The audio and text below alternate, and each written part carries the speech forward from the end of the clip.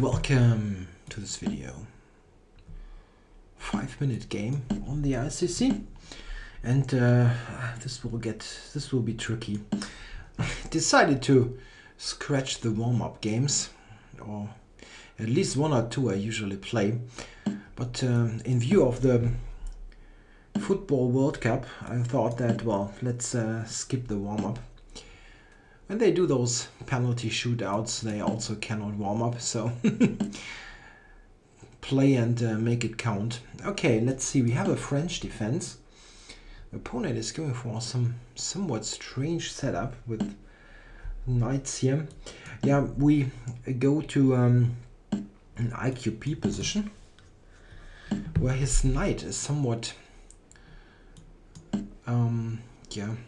uncommonly placed on e2. Maybe he can go to c3 or something. Okay, I'm not sure here. Should I play knight to d5? Just block it? Yeah, maybe. Not quite clear. Knight b4 also was a move. But okay, that was fine. What I don't have is a clear idea what to do with my light squared bishop. Maybe I can go bishop to d7, rook d8, bishop e8.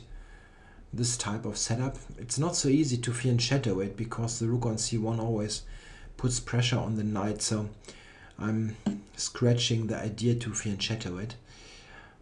I can take d4 now. Not really clear what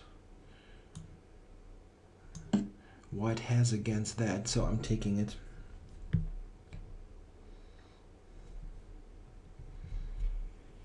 The central pawn is nothing to be ignored.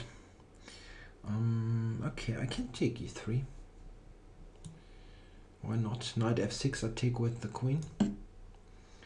So it's giving up yet another pawn.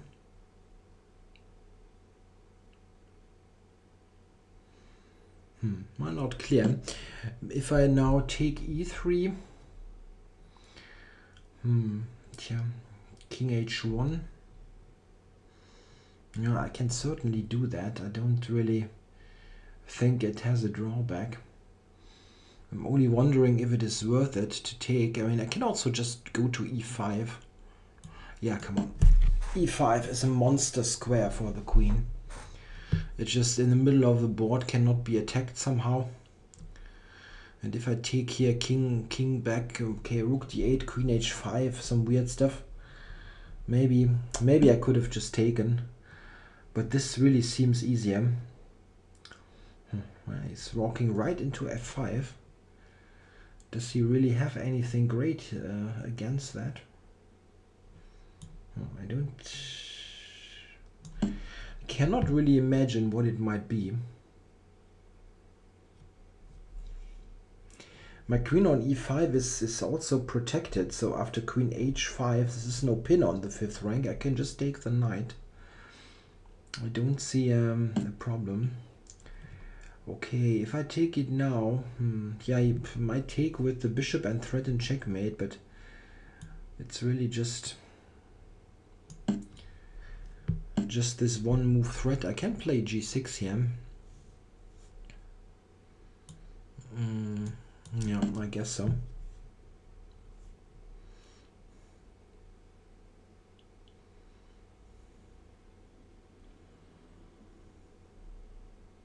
Yeah, I don't really see any big play that white has.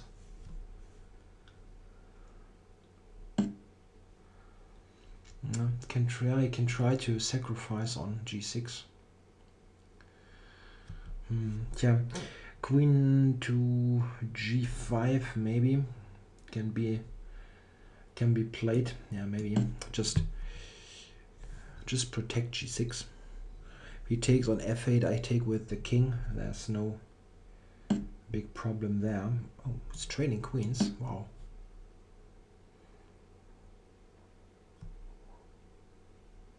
Check.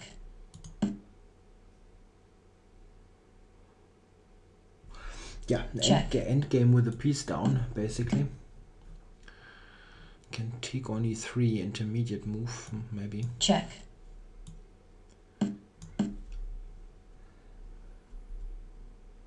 White forfeits due to disconnection. Yeah, now he disconnected, as mentioned a number of times, the poor man's way of resigning. Or poor man is maybe the, not really a nice expression, maybe the very, I don't know, very simple-minded person's way to resign. Okay, what was somewhat weird was this setup here with knight e2. A6 also might surprise you, but this is in fact a valid line. It's normally going like this. So what black is doing, basically he's only delaying the c5 move for one move. And he anticipates this kind of situation where very often white's bishop is coming to b5, and this is now with a6 prevented. Not that bishop b5 is so terrible, but a6 is a valid line. It's only a bit slow, of course.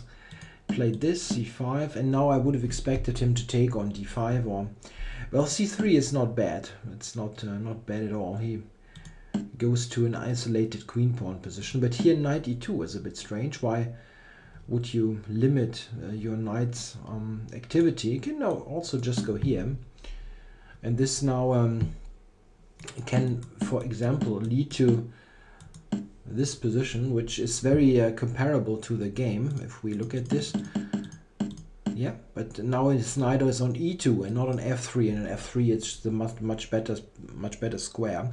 Maybe jumping to g5 to e5 at some point, and on e2 it's yeah, not doing very much. Oops, this was the wrong button. Yeah, and here, well, I'm not sure. There are certainly many ways to play this. In fact, I can even play knight b4 here. I played knight d5 a bit too quickly. This is a pretty decent alternative, based on the fact that bishop b1 is not really great, as it loses a pawn for no compensation. And this basically means that white has to take. And now, yeah, back to b1 maybe. Okay, at the moment I'm not really threatening that much. Maybe here, this is not so great because of rook c4, and this knight is in danger of being trapped. Yeah, it was an alternative, but knight d5 was fine, I think. Yeah, bishop d2 is again somewhat strange. It wasn't necessary yet to retreat, but okay.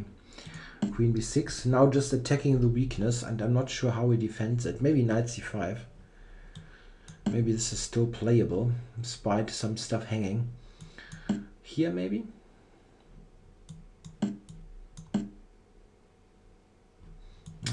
Check. This funny tactic.